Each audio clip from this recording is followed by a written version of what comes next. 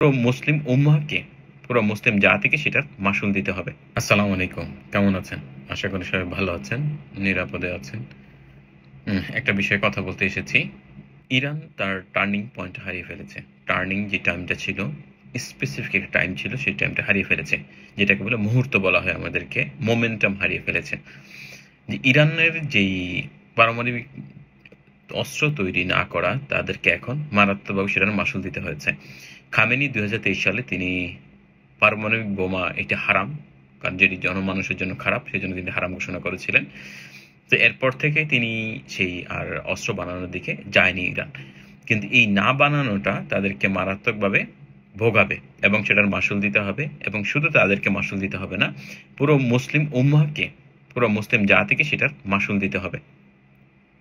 কারণ যদি তাদের কাছে আজকে যেই পারমাণবিক বোমা থাকতো, তাহলে আজকে আর এই দুর্দিন তাদের হতো না।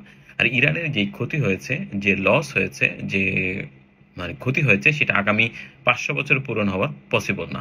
আমরা যদি একটা উদাহরণ দিই, একটা জিনিস দেখি, যে পাকিস্তানের পারমাণবিক বোমার জনক ছিলেন আব্দুল কাদির। তাকে স্লো পয়জনিং এর মাধ্যমে তাকে হত্যা করা হয়। তো এই তাকে যে হত্যা করা হয়, এই পাকিস্তানের যে ক্ষতি হয়েছিল, পাকিস্তান কিন্তু আজ পর্যন্ত আর কোনো পারমাণবিক বিজ্ঞানী আর তৈরি করতে পারেনি। তো ইরানের যেই ২০ জনের মতো যে পারমাণবিক বিজ্ঞানীকে হত্যা করা হয়েছে, এইটা পোষানোর জন্য, এটা পুষে উঠতে ইরানকে আরো ৫০০ বছর অপেক্ষা করতে হবে। তো ইরানের যেই মোমেন্টামে যে সিদ্ধান্ত ছিল, সেই সিদ্ধান্তর মাসুল তাদেরকে সারা জীবন দিতে হবে এবং মুসলিম উম্মাহকে সেটা সারা জীবন দিতে হবে। এটা নিশ্চিত ধরে রাখেন।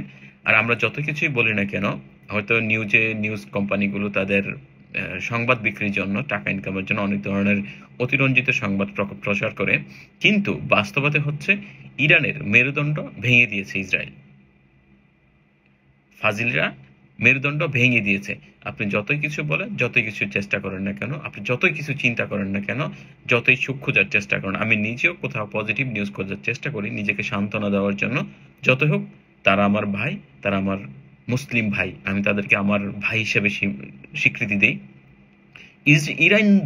ইরানের যদি পতন ঘটে, ইরানের যদি পতন ঘটে, বিশ্বাস করেন, মুসলমানদের সামনের ১০০ বছর অনেক দুর্দিন আসতেছে। এখন দুর্দিন তো কিছুই শুরু হয়নি। আগামী ১০০ বছর বা আগামী ২০০ বছর মুসলমানদের জীবনে যে কি দুর্বিষহ হবে, সেটা আপনি কল্পনা করতে পারবেন না। সুতরাং আমরা মুসলমানরা যে চিন্তা ভাবনায় আছি যে ধর্মীয় শিক্ষাটাই আমাদের জন্য ফরজ, এটা নয়। আসলে আমাদেরকে বলা হয়েছে তরাবাল এর ইলমু ফারিদাতুন আলা কুল্লি মুসলিমিন ওয়াল মুসলিমাত, মানে সকল মুসলমানদের জন্য জ্ঞান ফরজ করা হয়েছে। এর মানে নয় যে শুধু ধর্মীয় জ্ঞান। ধর্মীয় জ্ঞানকে কখনোই স্পেসিফিক করে বলা হয়নি। এখানে বলা হয়েছে জ্ঞান, মানে এটা সকল ধরনের জ্ঞান বলা হয়েছে।